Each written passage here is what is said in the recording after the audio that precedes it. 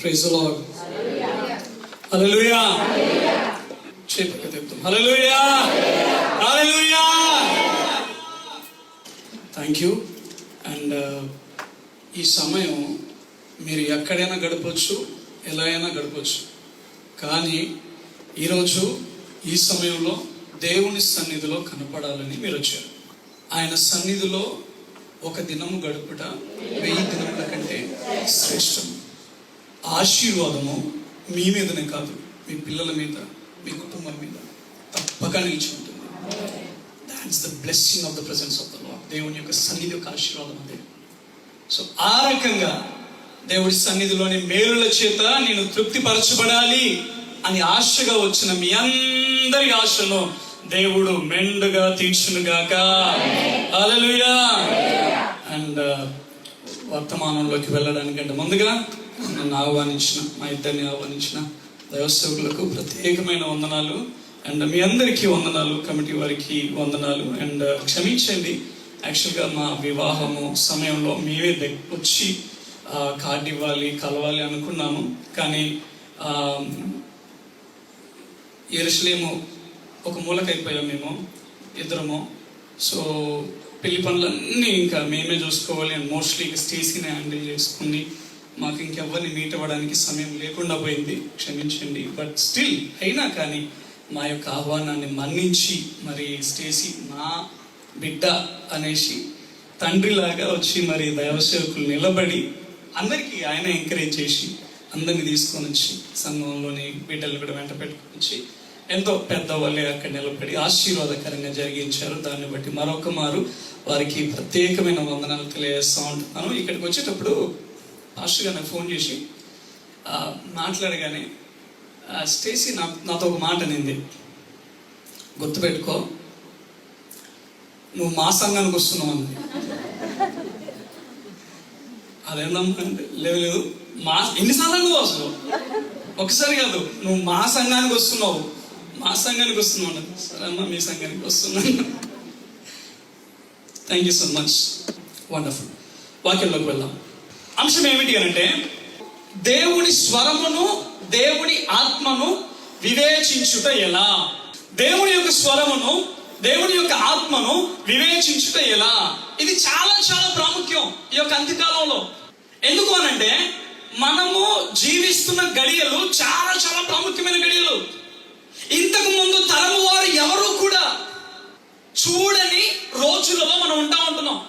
చిట్ట చివరి గడియలలో ఉంటా ఉంటున్నాం.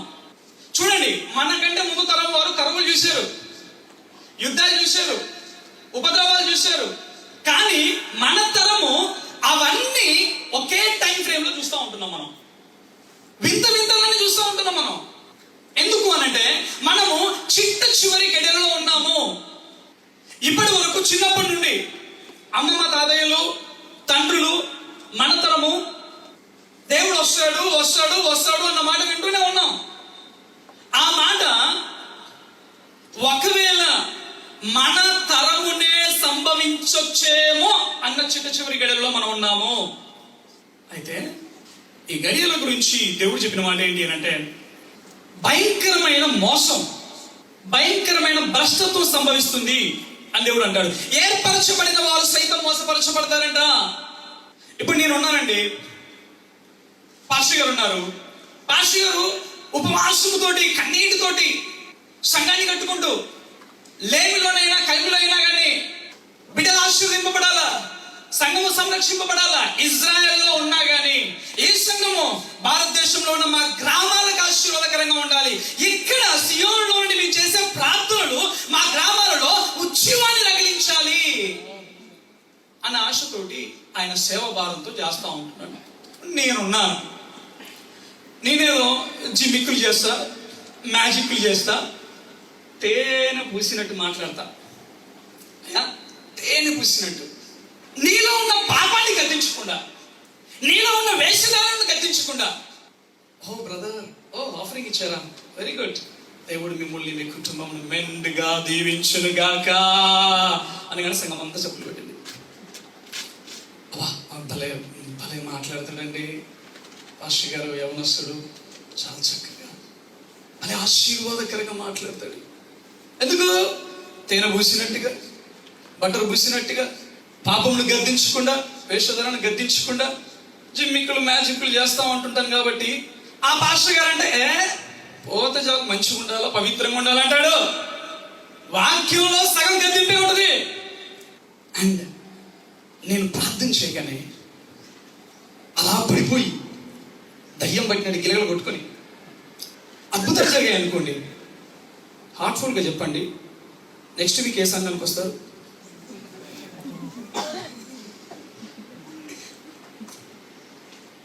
అయితే దాని గురించి యేసుక్రీస్తు ప్రభువారంటారు, జాగ్రత్త, అద్భుతాలు ప్రవచనాలు ఇవి లేవని కాదు, వీటి మీదనే, వీటిని బట్టే మనము జడ్జి చేసి మంచి చెడు అభిషేకము అన్న నిర్ణయానికి వస్తే మోసపరచబడతాం.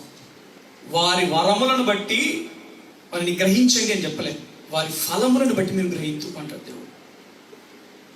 అయితే ఎంతకాలంలో మనము అటువంటి మోసకరమైన పరిస్థితుల్లో, అభ్రష్టత్వంలో గట్టిగా వాక్యాన్ని పట్టుకొని ఆత్మీయంగా ఎదుగుతూ మన కుటుంబాలను కట్టుకుంటూ, యవన బిడ్డలను కట్టుకుంటూ, రాకడ కొరకు సిద్ధపరచబడే వధువు సంఘముగా ఒక అద్భుతమైన కుటుంబముగా మార్చబడాలి అని అంటే వివేచనను కలిగి ఉండాలి. ఏది దేవుని స్వరము, ఏది దేవుని ఆత్మ, ఏది సాతాను స్వరము, ఏది సాతాను ఆత్మ అన్న వివేచనను కలిగి ఉండాలి.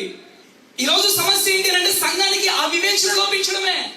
నిజంగా ఒక లోతైన అంశాన్ని మనం టచ్ చేస్తూ ఉన్నాం ఈ రాత్రి. మీరు ఒక అంశం నిమిత్తం ప్రార్థన చేస్తూ ఉన్నారు, ఒక ద్వారం తెరవబడాలని ప్రార్థన చేస్తూ ఉన్నారు అనుకోండి. మీరు ఒక ద్వారం తెరవబడాలి అనేసి, కార్యం జరగాలి ప్రభువా, అద్భుతము జరగాలి ప్రభువా, ఈ ద్వారము తెరవబడాలి అని ప్రభువా అని మీరు ప్రార్థన చేస్తూ ఉన్నారు. అలా ప్రార్థన చేస్తున్నప్పుడు దేవుడి దగ్గర నుండి మీరు జవాబు కోసం ఎదురు చూస్తూ ఉంటుంటే ఒక నిర్ణయం తీసుకోవాలి. మీరు ఇంకా అటా ఇటా అని ఒక నిర్ణయం తీసుకోవాలి. ఆ నిర్ణయం విషయంలో మీరు ప్రార్థన చేస్తూ ఉంటున్నారు, దేవుడి స్వరం కొరకు మీరు కనిపెడతా ఉంటున్నారు. అయితే మీకు ఒక ఆలోచన వస్తుంది, ఓకే ఇది చేద్దాము అనేసి. అట్ ది సేమ్ టైం మరలా మీకు ఒక ఆలోచన వస్తుంది, ఏమని అంటే ఇది దేవుడి చిత్తమా లేదా అంటే ఆ లోపల నుండి వచ్చే స్వరము దేవుడి స్వరమేనా లేదా నా సొంత స్వరమా? ఆ డైలమా ఉంటుంది చాలాసార్లు ఆత్మీయ జీవితంలో. నా సొంత స్వరమా, సాతాను స్వరమా, దేవుడి స్వరమా అన్న ఒక కన్ఫ్యూజన్ లో మనం ఉంటాం. ఆ కన్ఫ్యూజన్ అంతా పోయి ఒక నిర్ణయం తీసుకునేటప్పుడు ఎస్ ఇది దేవుడి నిర్ణయమే, ఇది దేవుని నడిపింపే అన్న గ్రహింపులోకి మనం ఎలా వస్తాము? ఎలా ఇది దేవుని స్వరమే అని మనం నిర్ణయించుకోగలుగుతాము? సంగమా దయచేసి గమనించండి, అంత్యకాలంలో ఆ రకమైన వివేచన కనుక కలిగి ఉండకపోతే చాలా సమస్యల్లో పడిపోతూ ఉంటుంటాం మనం. చాలా చాలా ప్రాముఖ్యం దేవుని యొక్క స్వరాన్ని వివేచించడం. ఎందుకు అనంటే నీవు ఎంతగా దేవుని స్వరాన్ని వివేచిస్తున్నావు అన్నదాన్ని బట్టే నీ ఆత్మీయ ఎదుగుదల ఆధారపడి ఉంటుంది, నీ ఆనందము ఆధారపడి ఉంటుంది, నీ ఆశీర్వాదం ఆధారపడి ఉంటుంది. ఆశీర్వాదం అంటే దయచేసి గమనించండి, అయ్యా ఇజ్రాయెల్కి వచ్చినాము, పనులు చేసుకుంటా ఉంటున్నాం, దేవుడి కృపను బట్టి నెలకి 2 లక్షలు 3 లక్షలు సంపాదించుకుంటున్నాము, ఇంటి దగ్గర మంచిగా పొలాలు కొనుక్కున్నాం, ఇల్లు కట్టించుకున్నాం, బిడ్డలు చక్కగా చదివించుకుంటున్నాం, ఘనంగా పెళ్లి చేసిన బిడ్డలకి. ఇవన్నీ ఆశీర్వాదంలో పార్టే, కానీ అది మాత్రమే ఆశీర్వాదం కాదు. బిడ్డలకి సంపాదించి పెట్టగలుగుతాము కానీ వారి రక్షణను మనం కొనలేము. బిడ్డలకు సంపాదించి పెట్టగలుగుతాము, వారి సమాధానాన్ని కొనలేము. బిడ్డలకు సంపాదించి పెడతాము, వాళ్ళు బయటికి వెళ్తున్నప్పుడు, రోడ్డు ఎక్కుతున్నప్పుడు వారి కాపుదలను మనం కొనలేము. ఆశీర్వాదం అంటే ఏంటి అని అంటే నీకు ఎన్ని ఉన్నా లేకున్నా కానీ నీ ఇంట్లో నిత్యము బలిపీఠం మీద అర్పణ అర్పించబడుతూ ధూపం వేయబడుతూ ఎవరైనా కానీ మీ బంధువులో మీ స్నేహితులు ఎవరైనా అన్యులైనా కానీ మీ ఇంట్లోకి వచ్చినప్పుడు వాళ్ళు ఒక స్పర్శను, ఒక తాకిడిని ఎక్స్పీరియన్స్ అవ్వాలి, ఒక ప్రభావాన్ని ఎక్స్పీరియన్స్ అవ్వాలి. అది ఎటువంటి ప్రభావం అనంటే నేను నా ఇంట్లో నాకు ఇన్ని ఆస్తిపోస్తులు ఉన్నాయి, నా బ్యాంకులో ఎంత బ్యాలెన్స్ ఉంది కానీ నెమ్మది లేదు నాకు. కానీ అమ్మా అయ్యా మీ ఇంట్లో కడుగు పెట్టగానే అట్లా సోఫాలో కూర్చొని అలా కూర్చుంటే ప్రశాంతంగా ఉంటుంది, భలే నెమ్మది ఉంటుంది. ఏదో ఇలా కూర్చోగానే తల మీద ఒక ప్రశాంతత కుమ్మరించబడినట్టుగా ఉంటుంది. That's the true blessing. అది ఆశీర్వాదం. ఉంటున్నాం, అప్పులు తీర్చుకుంటూ ఏదో రెక్కల మూలికలు చేసుకుంటూ పిల్లోని చదివించుకుంటా ఉంటున్నాం, ఏదో మా స్తోమత దగ్గర చదివించుకుంటా ఉంటున్నాం. వీళ్ళ పిల్లోడు లక్షల కుమ్మరి చదివిస్తూ ఉంటుంటారు. కానీ నీ పిల్లోడి మీద ఉండే ప్రసన్నత ఉంటుంది చూడండి, అది ఆశీర్వాదం. వెలుగు నిలిచి ఉంటుంది కదా నీ బిడ్డల మీద, అది ఆశీర్వాదం. అయితే ఆ రకంగా నీ కుటుంబం ఆశీర్వదింపబడాలి అనంటే, అటువంటి ఆశీర్వాదంలో నీ కుటుంబం వృద్ధి చెందాలి అనంటే దేవుడి స్వరాన్ని వివేచించుట ద్వారా మాత్రమే సాధ్యము. హల్లెలూయా, హల్లెలూయా.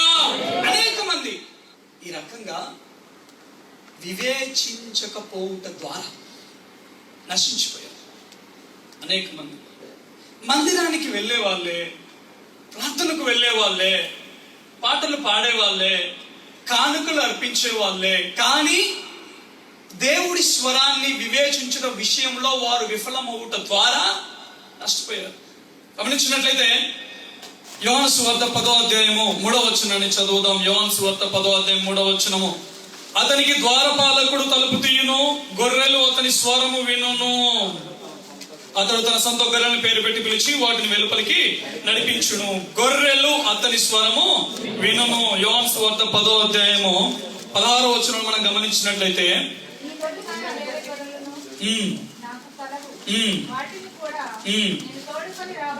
అవి నా స్వరము వినును. థ్యాంక్ యూ అమ్మా.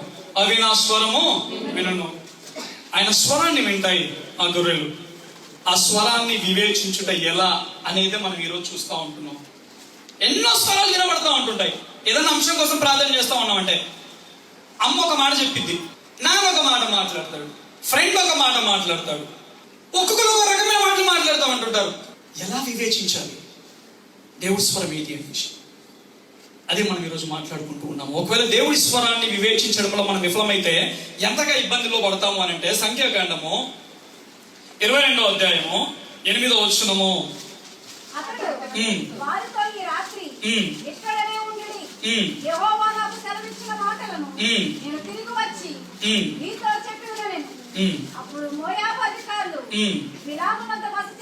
చాలు. ఇక్కడ బాలాకు రాజు బిలాము ప్రవక్త దగ్గరికి మనుషులు పంపిస్తాడు. ఇశ్రాయేలీలందరూ ఆ మైదానంలో వాళ్ళు క్యాంప్ వేసినారు. రాజున్నాడు. ఆ ఇశ్రాయేల్ ప్రజలందరినీ చూసి, ఇంత భయంకరంగా ఉన్నారు వీళ్ళు, వీళ్ళ చేతుల పక్క మేము ఓడిపోతాము, వీళ్ళని గెలవలేము. వీళ్ళని గెలవాలి అంటే ఒకడు ఉన్నాడు, బిలాము అనేటోడు. ఆయన వచ్చి శపింపబడును గాక అంటే ఆడ నాశనం, బతుకు బుడిపలు. ఆశీర్వదింపబడును గాక అంటే ఏది కూడా అన్న అవ్వలేదు అన్న పేరు కలిగి ఉన్నాడు బిలాం. కొంతమంది ఉంటారు ఊర్లలో, మంచిగా మీరు రెడీ అయిపోయారు అనుకోండి, చక్కగా ఉంటారు, పెద్దలు ఉంటారు. వచ్చి ఒక చేయి వేసుకోరు, అది రెండెందుకు, ఎందుకమ్మా అంటే కళ్ళు చెప్పండి, కళ్ళు తెలియదే అమ్మా. ఆ మూలన ఉన్నాడా, ఆ మూలన ఉన్నాడు, సారీ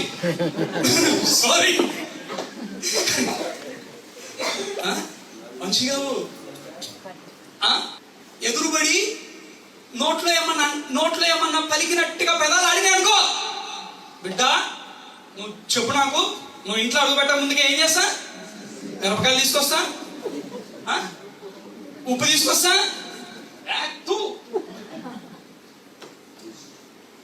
నీవు దేవుడిలో ఉంటే you're carrying the spirit of God in you. దేవుడి ఆత్మను నీవు కలిగి ఉన్నావు. అటువంటి వ్యక్తివి నీవు నడుచుకుంటూ వెళ్తా ఉంటుంటే వాడిలో ఉన్న దయ్యం పోవాలా, వాడికి ఉన్న దయ్యం మనకంటుకోవడం ఏంటి? హల్లెలూయా. అయితే ఈ అయ్యగారు ఆ తూతు మంత్రాల రెప్యుటేషన్ కలిగి ఉన్నాడు. ఎవరు? బిలామయ్య గారు. వచ్చి నువ్వు మాట చెప్పినవా బతుకు దుగ్గిపాలు. అటువంటి రెప్యుటేషన్ ఆయన. ఈయన ఏమంటున్నాడు తెలుసా? ఈయన ఏమంటున్నాడంటే, అయ్యా మరి వచ్చి వాళ్ళని చెప్పించారంటే ఈయనేంటి, ఇదిగో మీరు రమ్మంటే రాను, దేవుడి దగ్గరికి వెళ్ళి దేవుడి దగ్గర ప్రార్థన చేసి ఆయన ఏమంటాడు అది మాత్రమే మీకు చెప్తాను. ఎంత అద్భుతమైన మాట ఇది, ఎంత అద్భుతమైన మాట. అక్కడ మూలందరూ అలాగే ఆమెనని ఉంటారు. దాని తర్వాత ఈ అయ్యగారు ఏమంటున్నాడు చూడండి, ఇంకా హైలైట్ అంటాడు ఈయన. మామూలు క్యాండిడేట్ కాదు. 18వ వచనంలో, అదే అధ్యాయం 18వ వచనంలో, బాలాకు తన ఇంటిని వెండి బంగారములు నాకు ఇచ్చినను కొద్ది పనియలను గొప్ప పనియలను చేయనట్లు నేను నా దేవుడైన యెహోవా నోటి మాట మీరలేను. ఫస్ట్ టైం వద్దండి నేను రానండి దేవుడు వద్దంటున్నాడు, పంపించేస్తాడు. సెకండ్ టైం వస్తాడు, సెకండ్ టైం మళ్ళీ ఇంకెక్కువ మందిని పంపిస్తాడు రాజు. ఇంకెక్కువ ఘనత కలిగిన వ్యక్తులను, ఇంకెక్కువ బంగారాన్ని పంపిస్తాడు. అంతేకాదు, నువ్వు వచ్చి వాళ్ళతో మాట్లాడు, శపించేసేయి, నీకు కమిటీలో ప్రెసిడెంట్ సీటు కన్ఫర్మ్. ఫస్ట్ దేవుడు వద్దని చెప్పినాడు కదా. అప్పుడు ఏమన్నాడు సైనా, ఏమన్నా చెప్పండి. ఆయన ఏమంటాడు, హలో నేను ఒకసారి వద్దని చెప్పాను కదా. దేవుడు వద్దని చెబితే నీ రాజు నీ ఇంటి నిండా బంగారం ఇచ్చినా నేను ఆ పని చెప్పండి. ఎంత అద్భుతం ఉంది మాట, ఎంత రోషం కలిగిన మాట ఈ మాట కదా. ఇప్పుడు చెప్పండి, ఈ వ్యక్తి ఎట్లా అంటాడు? ఈ మాటను బట్టి ఆలోచిస్తే ఎక్సలెంట్, ఈ తడరా దైవ సేవకుడు అంటే అది అట్లుండాల. కానీ వాక్యం ఏమంటుందంటే ఆయన గురించి, దొంగగాడు, మాంత్రికుడు, దుర్బుద్ధి కలిగిన వాడు. అంటే ఈ యూదుల గ్రంథాలలో కూడా బిలాము గురించి ఎంత భయంకరంగా ఉందంటే, అసలు ఇక హయ్యెస్ట్ పాపం, హయ్యెస్ట్ పాపివాడు. ఈ రబ్బీలు పాపాలన్నీ ఒకవైపు వేస్తే ఇంకోవైపు బిలాం పాపాన్ని వేస్తారు. అంతటి భయంకరిస్తుడు, అంతటి భయంకరిస్తుడు. మాట్లాడే మాట ఏంటి? ఇదిగో రాజు ఆయన ఇల్లంతా బంగారం ఇచ్చిన నేను రాను, నా దేవుడు చెప్తా వస్తా. చూడండి, మనకు గనక వివేచన లేకపోతే వీడింత హైట్ మాట్లాడుతున్నాడు. నిజంగా వీడి వెనకాల ఉంది దేవుడి ఆత్మనా సాతాన్ ఆత్మనా అన్న వివేచన కనుక నీకు లేకపోతే నువ్వేం చేస్తావు తెలుసా? అయ్యగారు మీరు కూడికప్పుడు పెడతారు చెప్పండి, నేనే ఫస్ట్ వస్తా అంటారు. మీరు కూడికప్పుడు పెడతారు చెప్పండి, బిలామయ్య గారు ఈ నెల శాలరీ మీకే, మీలాంటి వాళ్ళు రావాలా, మీలాంటి వాళ్ళు లేవాలా అని అంటాం మనం. ఆ వివేచన లేకపోతే. ఇంకా ముందు గమనించినట్లయితే ఒక మాట ఉంటుంది చూడండి, సంఖ్యాకాండం 24వ అధ్యాయము, సంఖ్యాకాండం 16వ అధ్యాయము 3వ వచనం. మోషే అహరోనులకు విరోధముగా పోగుపడి, నీతో మాకిక పని లేదు, సర్వ సమాజంలోని ప్రతి వాడును పరిశుద్ధుడే, యెహోవా వారి మధ్యనున్నాడు, యెహోవా సంఘము మీద మిమ్మల్ని మీరేలా హెచ్చించుకొనుచున్నారనగా. ఎటువంటి ఫస్ట్ బిలాం చేసిన పాపం తెలుసు కదా అందరికీ. భయంకరంగా ఇశ్రాయేలులను ఆశీర్వదించాలి, వాళ్ళని మనం శపించలేము. వాళ్ళు శపింపబడాలి అని అంటే రహస్యంగా వ్యభిచారాన్ని వారిలోకి జొప్పించాలి అనేసి అమ్మాయిలు పంపించిన మూర్ఖుడు, తెలుసు కదా అది. కానీ పైకి మాత్రం ఎటువంటి మాటలు మాట్లాడుతున్నాడు? ఆ వివేచన ఉంటేనే గ్రహిస్తావు అది. ఇక్కడ ఇంకొక అయ్యగారు ఉన్నాడు. ఎవరి అయ్యగారు? కోర. అయితే ఇదేమంటున్నాడు? మోషతో అహరోనులతో అంటూ ఉంటున్నాడు, ఇదిగో నా చూడండి, మోషే గారు అనుకుందాం, కోరహు అనుకుందాం, ఇంకోటి మీరందరు ఇజ్రాయేలు అనుకుందాం. ఫీల్ అవ్వండి సిచ్యువేషన్. మీరందరు ఇజ్రాయేలీలు, నా వైపు చూడండి, మీరందరు ఇజ్రాయేలీలు. అయ్యగారి దగ్గరకు వచ్చారు. దేవుడు మీతోనే మాట్లాడుతున్నా, మీరే నిలబడాలా? మీరే పరిశుద్ధులా? మీ పరిశుద్ధులం కాదా? మేము కాదు, ఇక్కడ ఉన్న ప్రతి ఒక్కరూ పరిశుద్ధులే అనగానే ఇశ్రాయేలు అందరూ చప్పట్లు. ఎందుకు? ఈడికొక దుర్బుద్ధి ఉంది. ఈ సీటు లాక్కోవాలా?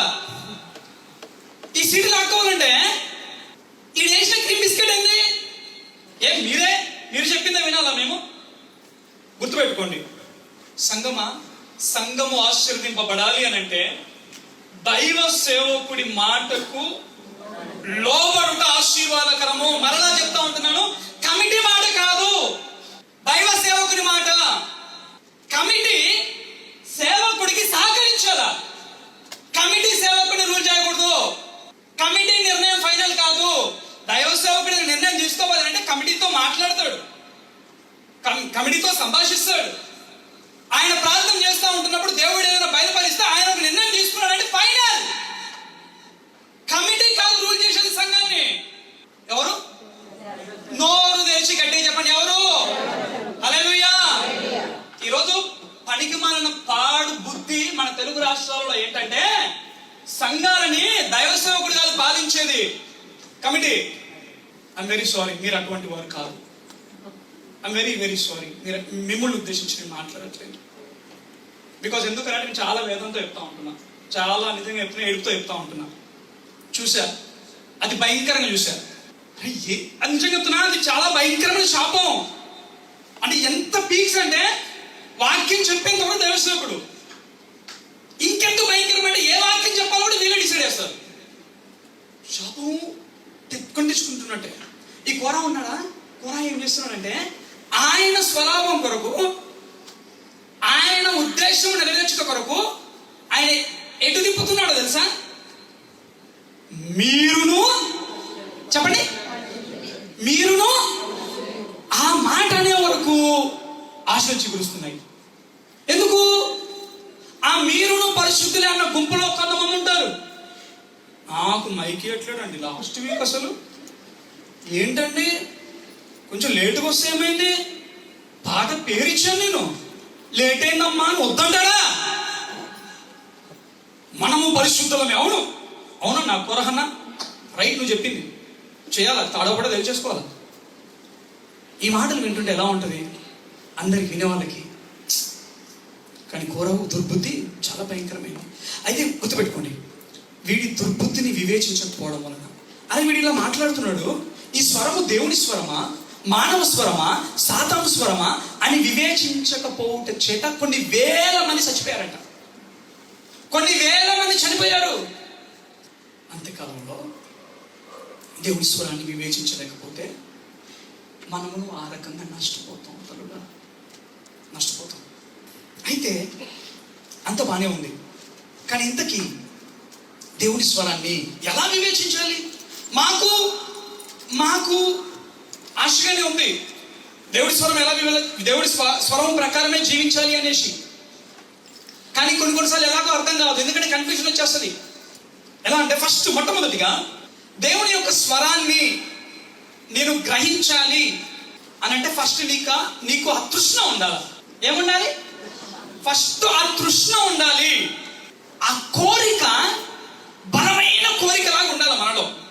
ఆ బలమైన కోరిక ఎటువంటిది అని అంటే, అరే నిజమే, దేవుడి స్వరాన్ని నేను గనక వివేచించకపోతే, దేవుడికి విరోధమైన అడుగు నేను వేస్తే నా కుటుంబానికి ఇబ్బంది, నాకు ఇబ్బంది, దేవుడి సమాధానాన్ని కోల్పోతాను, దేవుడి ఆశీర్వాదాన్ని కోల్పోతాను. కాబట్టి నేను నా బిడ్డల విషయంలో తీసుకునే నిర్ణయాలు కావచ్చు, వారి వివాహాల విషయంలో తీసుకునే నిర్ణయాలు కావచ్చు, నా ఆత్మీయ జీవితంలో తీసుకునే నిర్ణయాలు కావచ్చు, ప్రతి ఒక్కటి దేవుని చిత్తానుసారంగా మాత్రమే ఉండాలి అన్న తృష్ణ, ఆ డీపెస్ట్ డిజైర్ ఫస్ట్ మనలో ఉండాలి. అందుకే కీర్తనకారుడు ఏమంటాడంటే, అయ్యా దుప్పి నీటి వాగుల కొరకు ఆశించినట్టుగా నీ కొరకు నా ప్రాణము ఆశిస్తూ ఉంటుంది. దుప్పి ఏంటో తెలుసా? దుప్పి ఎక్కడ పడితే ఆ నీళ్ళు తాగదు, ఏ నీళ్ళు పడితే ఆ నీళ్ళు తాగదు. దుప్పి ఫ్రెష్ వాటర్ తాగుతుంది. ఆ ఫ్రెష్ వాటర్ దొరికేంత వరకు తిరుగుతానే ఉంటుంది. వన్స్ ఆ ఫ్రెష్ వాటర్ దొరికినాకే మంచిగా కడుపు నింపుకుంటుంది. అంటే అంత తృష్ణ మనలో ఉండాలంట. ఏంటి ఆ తృష్ణ? దేవుడి స్వరమే నేను వినాలి, దేవుడి చిత్తమే నా ఎడల, నా కుటుంబం ఎడల, నా పిల్లల ఎడల నెరవేర్చబడాలి అన్న తృష్ణ మనందరిలో ఉండాలి. దయచేసి నా వైపు చూడండి. పాస్టర్ గారి దగ్గరికి వస్తారు. పాస్టర్ గారి దగ్గరికి వచ్చేసి, పాస్టర్ గారు నా బిడ్డకి పెళ్లి చేయాలి, ప్రార్థన చేయండి. అయ్యా దేవుడి చిత్తంలో ఉన్న వ్యక్తి రావాలయ్యా. ఏమంటాం మనం? దేవుడి చిత్తంలో ఉన్న వ్యక్తి. సంబంధాలు చూస్తూ ఉంటున్నావు నువ్వు, ప్రార్థన చేస్తూ ఉంటున్నావు నువ్వు, దేవుడి చిత్తం నెరవేర్చబడదు కాక నోటితో మాట్లాడుకుంటున్నావు నువ్వు. 4-5 సంబంధాలు చూసినాం, మనకు నచ్చలే. ఒక సంబంధం వచ్చింది, అబ్బాయి అమెరికాలో సాఫ్ట్వేర్, డాలర్లలో సంపాదిస్తున్నాడు. ఆశతో పోల్చుకుంటే మనకంటే 10 అంతలు ఉంది, లక్ష్యం లేదు. ఈరోజు 95% విశ్వాసులు దేవుడి చిత్తానుసారమైన వ్యక్తి రావాలి ప్రభువా, అయ్యారు దేవుడి చిత్తానుసారంగా జరగాలి నా బిడ్డ వివాహం అని అనేటోళ్ళు అమెరికా సంబంధాన్ని పక్క కన్ఫర్మ్ చేసుకుంటారు. ఎందుకు? డబ్బుకు డబ్బు, ఆస్తికి ఆస్తి, పేరుకు పేరు. నవ్వుతున్నాం కానీ సీరియస్ ఆలోచించండి. దేవుడి చిత్తం ఏమైంది? సరే, దేవుడి దేవుడి స్వరాన్ని గ్రహించావా? ఓకే, దేవుడి చిత్తం అని అన్నావు నువ్వు, ఇది వచ్చేసింది, ఒక నిర్ణయానికి వచ్చావు. దేవుడు చెప్పాడా? పాస్టర్ గారు, అమ్మా మరి రక్షింపబడలేదు కదా తల్లి, నా భర్త రక్షింపబడ్డా అండి? అయ్యా అబ్బా, అది ఎంత అనుభవం. మారుతాడు, బిడ్డ మార్చేసుకుంటుంది. బాబోయ్, అంటే ఈ రకంగా దేవుడి చిత్తం ఏంటో పేరుకు మాత్రమే దేవుడి చిత్తం అంటాం, కానీ దేవుడి స్వరాన్ని, దేవుడి చిత్తాన్ని, దేవుడి నడిపింపును వివేచించకపోవుట చేత అనేక కాపురాలను తల్లిదండ్రులు కూల్చారు. అనేక కాపురాలు. ఇంకో కేటగిరీ ఉంటుంది, ఆ రక్షింపబడలేదు, కానీ వివాహం అయ్యాక ఆయన ప్రమోషన్ వస్తుంది. ఎవరికి? అమెరికా పెళ్లి కొడుక్కి ఏమొస్తుంది? దేవుడు ఆశీర్వదించాడు పాస్టర్ గారు నా అల్లుడిని. నెక్స్ట్ డే భోజనాలు, చెప్పండి, భోజనాలు మేమే, మా అల్లుడి పేరు మీద. కొంచెం చిపికల పాస్టర్ అయితే అబ్బా వండర్ఫుల్ తల్లి, చూసినాం, మనం అందరం సంఘముగా బలముగా ప్రార్థన చేశాము, దేవుడు కార్యము చేశాడు. అవును పాస్టర్ గారు, ఈ పాస్టర్ తీసుకోండి. అర్థం, పేరుకు మాత్రమే దేవుడి చిత్తము, దేవుడి స్వరము అన్న మాట ఉంది, కానీ నిజముగా దుప్పి నీటి వాగులో ఆశించున్నట్టుగా ఏది ఏమైనా దేవుడి చిత్తము మాత్రమే నెరవేర్చబడాలి, దేవుడి స్వరము మాత్రమే నేను వినాలి. దేవుడి స్వరమే కొంత ఇబ్బందులైనా కానీ, ఇరుకు అయినా కానీ తుదకు మమ్మల్ని విశ్రాంతికి తీసుకొని వెళ్తుంది అన్న నిశ్చయత విశ్వాసులలో లోపించు. అయితే నేను ఇజ్రాయెల్ రావడానికి, ఇది వినండి జాగ్రత్తగా, నేను ఇజ్రాయెల్ రావడానికి ఫస్ట్ స్టేసీ గారి సంబంధం రాగానే ఇజ్రాయెల్ ఓకే, కొంచెం నాలో ఉన్న ఆ పురుషుడు ఇజ్రాయెల్ అనగానే కొంచెం గంతులేసాడు. సరే, ఆ ప్రపోజల్ వచ్చింది, పెద్దలు మాట్లాడుకున్నారు, వివాహానికి నేను ఇజ్రాయెల్ రావాలి. క్వశ్చన్ సార్, మరి నీ చిత్తమా లేదా ప్రభు, నేను కనిపెట్టలే. ఎందుకు కనిపెట్టలే? ఇజ్రాయెల్ అనగానే ఎందుకు కనిపెట్టలే? ఇజ్రాయెల్ అనగానే అసలు ఇక దేవుడి స్వరం కనిపెట్టాలరా, వివేచించాలరా. ఈ పోయినాయి మైల నుండి, ఇవన్నీ పోయినాయి. ఇజ్రాయేలు దేవుడికి స్తోత్రం, దేవుడు మార్గం తెచ్చినాడు. అరే పనులు చేస్తా ఉంటున్నా, ఒక పని అవ్వట్లేదు. ఆధార్ కార్డు బాగుంటే పాన్ కార్డు బాగాలేదంటాడు, పాన్ కార్డు బాగుంటే రేషన్ కార్డు బాగాలేదంటాడు, అన్ని బాగుంటే నువ్వు బాగాలేవంట అన్నట్టుగా అంటాడు. ఏమి కావట్లేదు పనులు, 2 సంవత్సరాలు అయింది. అప్పుడు బుద్ధి వెలిగింది. దేవుని దగ్గరికి వెళ్ళి, నిజంగా ప్రభువా క్షమించున్నాను, ఎంత బుద్ధిహీనుని, క్షమించి దేవునిగా ప్రార్థన చేసుకున్నా. నీ చిత్తము కాకపోతే, నేను ఇజ్రాయెల్ వెళ్ళడం నీ చిత్తం కాకపోతే నాకు వద్దు. నేను దేవుని దగ్గర నిర్ణయించుకుని స్టేసీకి ఫోన్ చేశాను. ఇక ఆలోచించుకోండి. కానీ ఆమె ఎంత మంచి అమ్మాయి అంటే చాలా అద్భుతమైన మాట అండి. నీవు ఇజ్రాయెల్ రావడం దేవుడి చిత్తము కాదా? ఖచ్చితమైన కన్ఫర్మేషన్ నీకుందా? నాకు చెప్పు, తట్టబోడ చదువుకొని వచ్చేస్తే నీ దగ్గరికి.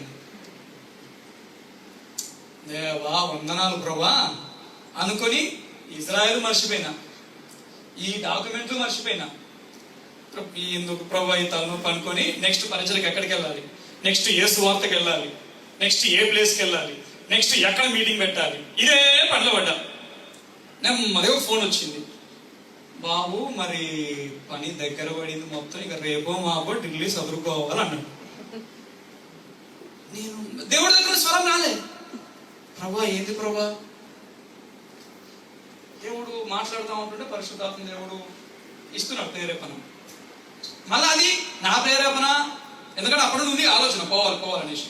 నా ప్రేరేపణ లేకపోతే ఇంకేంటి కనిపెడతా ఉంటుంటే అద్భుతంగా వేరే దేశం నుండి కెనడా అన్న దేశం నుండి ఒక దైవ సేవకుడు అప్పటి వరకు దాదాపు కొంతకాలం నాతో మాట్లాడలే.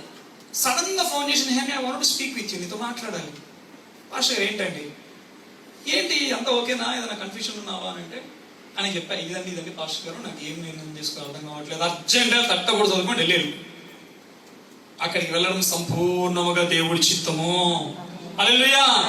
దేవుడు ఎంత హైలైట్ చేసిందంటే, బిడ్డ ఎంతో కష్టపడింది నన్ను తీసుకుని రావడానికి, చాలా కష్టపడింది, చాలా చాలా చాలా కష్టపడింది. అండ్ ఆ పాస్టర్ గారు కూడా, ఇదిగో నేను వెతుకుతున్నాను నీ కొరకు, ఎందుకంటే నీ ద్వారా బలమైన పరిచయం జరుగుతుంది అని కూడా నాకు చూపిస్తున్నాడు. హాయిగా వచ్చేసాను. సో ఫస్ట్ ఆఫ్ ఆల్ దేవుడి స్వరాన్ని గ్రహించి, ఇది దేవుడి స్వరమా మానవ స్వరమా అని గ్రహించాలి అంటే మొట్టమొదటిగా మనలో ఆ తృష్ణ ఉండాలి. ఎటువంటి తృష్ణ అంటే, అరే ఈరోజు నేను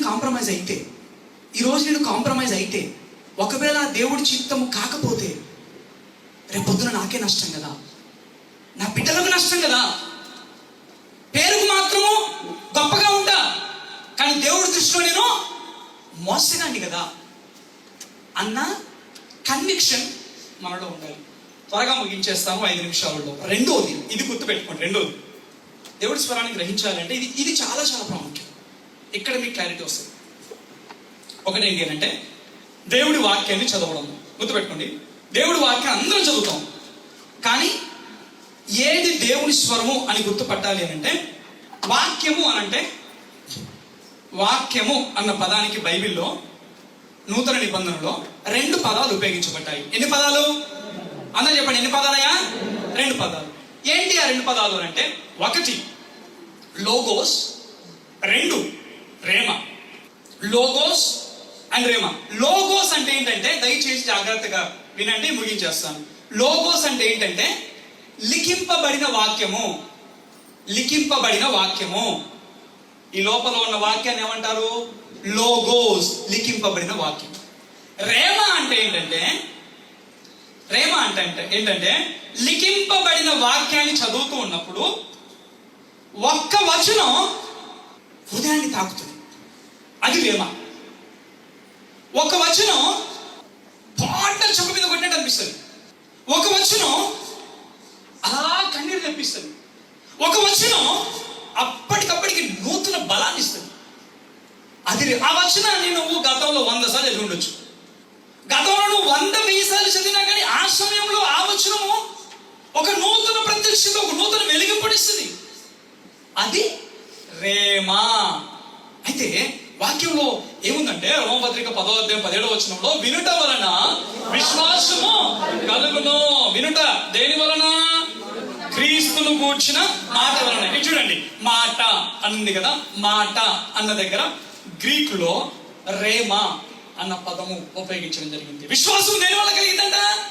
విశ్వాసం దేని వల్ల కలిగింది అంటే, అయ్యా మేమందరం వాక్యం చదువుకుంటా ఉంటున్నాము, మేమందరం బైబిల్ చదువుకుంటా ఉంటున్నాము, కానీ దేవుడి స్వరాన్ని వివేచించలేకపోతా ఉంటున్నాము. ఇంకా ఇది దేవుడి స్వరమా, నా స్వరమా, నా భ్రమనా, సాతాను స్వరమా? ఎందుకంటే సాతాను గారు కూడా ఈ బిలాము, ఈ కోరవు వారి వలె వెలుగుదూతలాగా వస్తాడు. నువ్వు దేని నిమిత్తం మీద ప్రార్థన చేస్తూ ఉంటామో సేమ్ దానికి తగ్గట్టుగానే సాతాను గారు ఒక ద్వారం తెరుస్తాడు. వివేచించుకుంటే దాంట్లో అడుగు పెట్టాము అంటే నాశనమైనట్టే. మరి ఎలా గ్రహించాలి? మేము కూడా వాక్యం చదువుతున్నాం కదా అంటే, దయచేసి గమనించండి. సమస్య ఏంటంటే, వాక్యం చదువుతాం, ధనాధన ఒక అధ్యాయం చదువుకున్న స్తోత్రం పెట్టేస్తాం. రెండోది, వాక్యం చదువుతాం, క్యాలెండరు శుక్రవారం నిన్ను నీ కుటుంబాన్ని ఆశీర్వదించును గాక, హల్లెలూయా, స్తోత్రం. పొద్దున్నే వాట్సాప్ హోలీ ల్యాండ్ చర్చ్ వాళ్ళు వాక్యం పెట్టారు, వావ్ నీవు 100 ఫలము పొందుకొందువు గాక, ఆమేన్. ఇది కాదు, రేమా వాక్కు నీలో విడుదలవ్వాలి. ఒక అధ్యాయం చదివాక ఈ వాక్కు ద్వారా ఈ రోజు నా దేవుడు నాతో మాట్లాడాడు అన్న నిశ్చయత నీలో వచ్చి బైబిల్ క్లోజ్ చేస్తావు చూడు, దేవుడు నీతో మాట్లాడినట్టు. హల్లెలూయా, హల్లెలూయా. చదువు వచ్చిన వాళ్ళు, రాయగలిగిన వాళ్ళు ఒక బుక్ పెట్టుకొని ఆ వచనాన్ని రాసుకోండి, ఆ వచనాన్ని రాసుకోండి. ఇంకోటి ఏంటంటే, ఎప్పుడైతే మనం ప్రతిరోజు రేమా వాక్కును పొందే అనుభవం ఎదుగుతూ ఉంటుంటామో అప్పుడు ఏం జరుగుతుంది? దేవుడి స్వరాన్ని వినడం మనకు అలవాటు అయిపోతుంది. ఏమవుతుంది? అలవాటు అయిపోతుంది. అంటే దేవుడు మాట్లాడినప్పుడు మన హృదయంలో ఎలా ఉంటది, మన మైండ్ లో ఎలా ఉంటది, మనకి ఎటువంటి ప్రశాంతత ఉంటది, ఎటువంటి నెమ్మది ఉంటది. ఆ దేవుడు మాట్లాడినప్పుడు రేమా వాక్కు మనలో ఎటువంటి అనుభవాన్ని తీసుకొని వస్తుంది, అనుభూతిని తీసుకొని వస్తుంది అనేది మనకు అలవాటు అయిపోతుంది. అలవాటు అయిపోతుంది కాబట్టి దేవుడి స్వరం ఎలా ఉంటది అని నీకు ఒక గ్రహింపు ఉంటది. ఇది ఎలా అంటే, ఇప్పుడు పిల్లోడు ఉన్నాడు అనుకోండి, పిల్లోడిని చిన్నప్పటి నుండి అమ్మ ఎత్తుకుంటా ఉంటది. అమ్మ ఎత్తుకొని అమ్మ స్పర్శ పిల్లోడికి తెలుసు, అమ్మ స్వరము పిల్లోడికి తెలుసు. అమ్మ ఎక్కడికైనా వెళ్ళింది అనుకోండి, వేరే వాళ్ళు చెత్తుకున్నారు అనుకోండి, కీయమని ఏడుస్తాడు. తాత ఎత్తుకున్నా ఆగడు, వాళ్ళ అమ్మ ఎత్తుకున్నా ఆగడు, మిగతా వాళ్ళందరూ ఎత్తుకుని అట్లకే అనుకుంటే ఏది మాట్లాడాలని ఏడుస్తూనే ఉంటాడు. ఒక్కసారి అమ్మ పూర్తిగా ఎంటనవ్వకుండానే ఆమె వాయిస్ వినపడదు అనుకోండి, కత్తం పిల్లడు అటు చూస్తూ ఉంటుంటాడు. ఎందుకు? మమ్మీ స్వరాన్ని వాడికి అలవాటు. ఇప్పుడు మిగతా ఎత్తుకున్న వాళ్ళందరూ ఎప్పుడు వస్తారు? స్కూల్ అయిపోయాక ఆంటీ ఎత్తుకుంటూ కొద్దిసేపు ఆ బ్యాచ్. ఆ పిల్లడు ఎంత మొత్తుకున్నాడమ్మా, ఈ బ్యాచ్. కానీ రోజు ఉండేది ఎవరు? తల్లి. రోజు మాట్లాడేది ఎవరు? తల్లి. కాబట్టి ఆ తల్లి స్వరం అనేది తెలుసు. ఎప్పుడైతే ప్రతిరోజు రేమా వాక్కు పొందుకుంటామో నీకు ఆ క్లారిటీ వచ్చేస్తుంది. ఇక నిర్ణయాలు తీసుకున్న సమయంలో, పెళ్లిళ్ళ విషయంలో, కెరియర్ విషయంలో, ప్రధానమైన నిర్ణయాల విషయంలో దేవుడి వాక్కు స్వరము 4 రకాలుగా మాట్లాడినా నీకు అండర్స్టాండింగ్ వచ్చేస్తుంది, నీకు అర్థమైపోతుంది. ఎందుకు? నీవు రేమా వాక్కును పొందుకునే అనుభవంలో ఉన్నాం కాబట్టి. ఎఫెసీ పత్రిక 6:17 కూడా ఖడ్గము, అక్కడ ఏముంటదంటే ఆ ఖడ్గము దేవుని మాట, దేవుని వాక్యం. అక్కడ కూడా రేమా అని ఉంటది. ఆ ఖడ్గము అటాకింగ్ ఖడ్గం.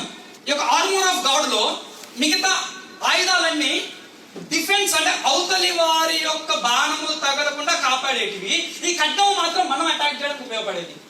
ఆ ఖడ్గం ఏంటంటే దేవుని వాక్యం అంట. అది ఏంటంటే రేమా అని ఉంది అక్కడ. అంటే అర్థం ఏంటంటే, నీవు ప్రతిరోజు రేమా వాక్కుని వినే అనుభవం లేకపోతే నువ్వు అటాక్ చేయలేవు. నీవు రేమా వాక్కుని పొందుకునే అనుభవంలో ఉంటేనే నీ పిల్లల్ని కాపాడగలుగుతావు. ఈరోజు యవనస్తులు చాలా భయంకరంగా ఉన్నారు, చాలా భయంకరంగా ఉన్నారు. ఎందుకు కాపాడుకోలేకపోతా ఉంటున్నాము అని అంటే, నేను లేదు కదా బాబు, వచ్చి 5 సంవత్సరాలు అయింది, వచ్చి 10 సంవత్సరాలు అయింది.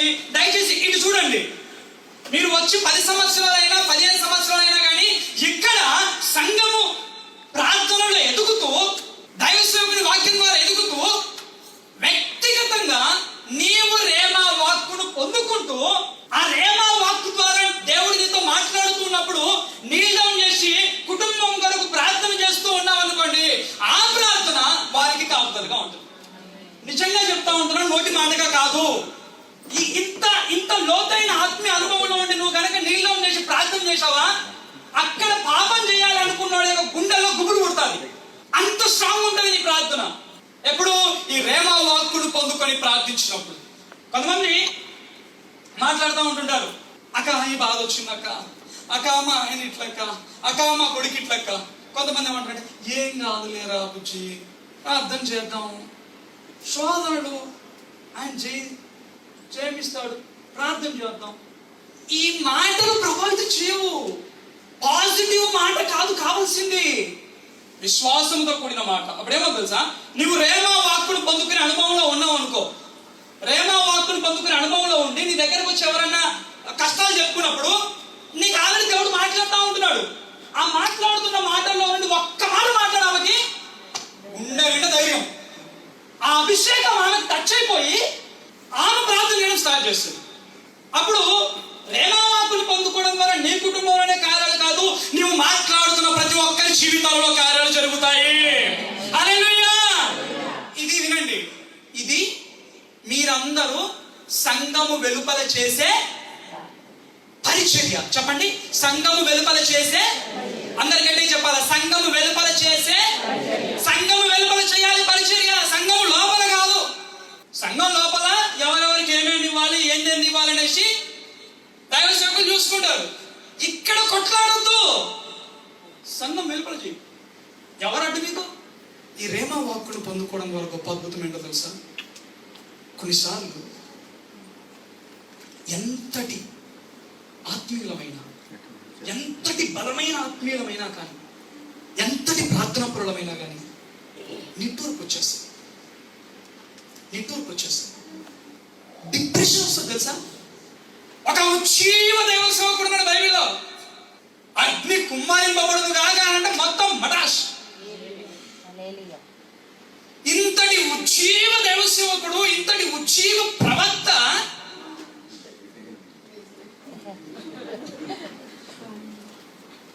నన్ను చంపు, నన్ను అయ్యా ఈయన అయ్యగారు అంత గొప్పని కాదు. ఆయన అంటున్నాడు పితరులు అంత గొప్పని కాదు, నేను చాలు మస్తు చేసిన చాలు ఆయన నాతోటి కాదు. ఆయన ఏమంటున్నంటే నువ్వు నా ఎడల కృప చూపిస్తే సంపూర్ణ ఆయన. అబ్బా అంతకంటే మించిన కృప లేదు. అవుతున్నాం కానీ నిజంగా అందరికీ వస్తుంది అనుభవం. ఎంత ప్రార్థనా పరుడికైనా, ఎంత గొప్ప దైవ సేవకుడికైనా ఒకనొక సందర్భాలలో కృంగుదల వచ్చేస్తుంది, డిప్రెషన్ వచ్చేస్తుంది, భయం ఆవరిస్తుంది. ఆయన అలా ప్రార్థన చేస్తుంటే దేవుడు మెల్లనైన స్వరంతో మాట్లాడతాడు. మెల్లనైన స్వరం. ఈ రేమా వాక్ ఎటువంటిదంటే నీవు డిప్రెషన్ లో ఉన్నప్పుడు ఆ మెల్లనైన స్వరం వంటిది. ఆ స్వరం ఏంటే చూడండి, ముగించేస్తాను. దేవదూత వచ్చేసి నువ్వు నేను చచ్చిపోతా అంటున్నావు కానీ అయ్యా దేవుడు నీ కొరకు ఏర్పరిచిన పరిచర్య, నీ బలమునకు మించిన పరిచర్య, హల్లెలూయా, నీ బలమునకు మించిన పరిచర్య, నీ శక్తికి మించిన పరిచర్య. దయచేసి జాగ్రత్త గమనించండి. పరిశుద్ధాత్మ దేవుడు మనతో మాట్లాడుతూ ఉంటున్నాడు ఈ రాత్రి. నీ కుటుంబంలో ఎటువంటి వేదన ఉన్నా కానీ, నీ కుటుంబంలో ఎటువంటి దుఃఖం ఉన్నా కానీ, అప్పుడు ఇంకా తీరకపోయినా కానీ, భర్త ఇంకా రక్షింపబడకపోయినా కానీ, ఇక్కడ కష్టపడి సంపాదించే డబ్బును అక్కడ భర్త వృధా చేస్తున్న పరిస్థితుల్లో నువ్వు కన్నీరు కారుస్తూ ఉన్నా కానీ, యవన బిడ్డలు నీకు బలముగా ఉండకపోగా నీకు ఇంకా క్షోభను కలిగించే విధముగా ఉన్నా కానీ, నీవు సంపాదించే ఆ నెల జీతము అన్నిటికి పోయి నీ దగ్గరే మిగలలేని పరిస్థితిలో ఉన్నా కానీ, లేదా అన్ని ఉన్నాయి బాబు, సమృద్ధి ఉంది కానీ నెమ్మది లేదు, ప్రశాంతత లేదు అన్న దుఃఖంలో నీవు ఉన్నా కానీ, రేమా వాక్కును పొందుకునే అనుభవంలో కనుక నీవు ఉంటే నీ శక్తికి మించిన ప్రయాణము దేవుడు నీ కొరకు ఏర్పరిచి ఉన్నాడు. చప్పట్లు కొట్టి దేవుని నామాన్ని హల్లెలూయా. నీ కొరకు దేవుడు సిద్ధపరిచి ఉన్నాడు నీ శక్తికి మించిన ప్రయాణం. అది రేమా వాక్కు మనలో చేసే అద్భుతమైన కార్యం. ఒకవేళ ఈ అనుభవంలో లేదు అనంటే, మనం లేము అనంటే మోసపరచబడతాము, భ్రమపరచబడతాము. పాపంలో ఉంటూ కూడా మందిరానికి వెళ్తున్నా, అన్ని చేస్తున్నా, పరిశుద్ధుని అనుగ్రహంలో ఉంటాం. అందుకే యేసుక్రీస్తు ప్రభువు వారు ఏమన్నారంటే నా గొర్రెలు అందరూ లేచిపో. కళ్ళు మూసుకున్నాము. అవును ప్రభువా, తండ్రి నీ చిత్తము మాత్రమే నెరవేర్చబడాలయ్యా. నీ స్వరము మాత్రమే నేను వినాలి ప్రభు తండ్రి. నీ స్వరము వింటేనే నా కుటుంబం ఆశీర్వదింపబడుతుంది, నా బిడ్డలు నీలో ఎదుగుతారయ్యా. నాకు ప్రభు ఆస్తి కాదయ్యా అయ్యా, నీ ఆశీర్వాదము ఉంది. నా కుటుంబము నిత్యము నీ సన్నిధిలో ఆశీర్వదింపబడును గాక. మెంటైన మేలు నా కుటుంబం మీద కుమ్మరింపబడును గాక. నీ రక్షణలో వర్ధిల్లుదురు గాక. నీ ప్రసన్నత నా యవ్వన బిడ్డల మీద కుమ్మరింపబడును గాక. నీ అగ్ని అభిషేకము ప్రభువా నా కుటుంబానికి కాపుదలగా ఉండును గాక. ఇదే ఆశీర్వాదం. ఇక్కడ నేను చేసే ప్రార్థన, ఇక్కడ సంఘం చేసే ప్రార్థన మా ప్రాంతాలలో అగ్నిని పుట్టించును గాక. అగ్ని అభిషేకమును కుమ్మరించును గాక. మా గ్రామాలలో చచ్చుబడిన నురవచ్చని స్థితిలో ఉన్న సంఘాలలో ఒక నూతన ఉజ్జీవం కుమ్మరింపబడును గాక. ఈ ఆశీర్వాదం నాకు కావాలయ్యా. ఈ ఆశీర్వాదం కావాలంటే నీ స్వరము వినాలి, నీ స్వరాన్ని వివేచించాలి. మోసములో పడకూడదయ్యా, భ్రష్టత్వంలో పడకూడదయ్యా. అయ్యా క్రీస్తు అనే బండ మీద స్థిరముగా మేము నిలబడాలి.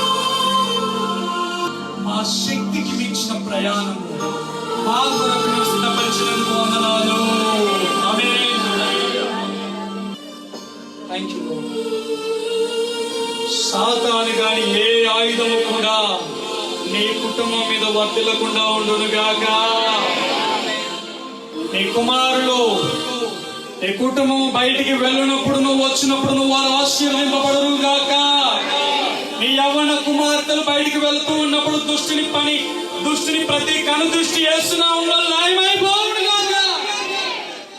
నీ యవ్వన బిడ్డలు దుష్టుల సాంగత్యములో నుండి వేరు చేయబడి అద్భుత రీతిగా బలిపీఠం మీద మోకాలు వంగి ప్రభువా నా జీవితం నీ కొరకేనయ్యా అని సమర్పించే రోజులు వచ్చుగాక.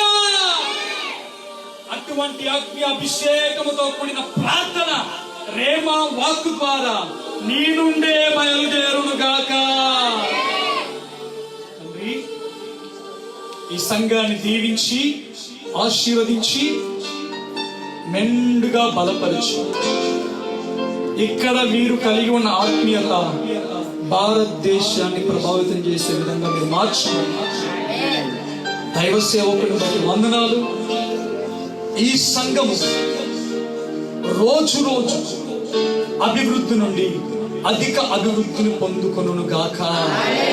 వ్యతిరేకమైన ప్రతి మాట, వ్యతిరేకమైన ప్రతి ఆలోచన, వ్యతిరేకమైన ప్రతి ప్రయత్నము యేసు నామములో లయమైపోవును గాక.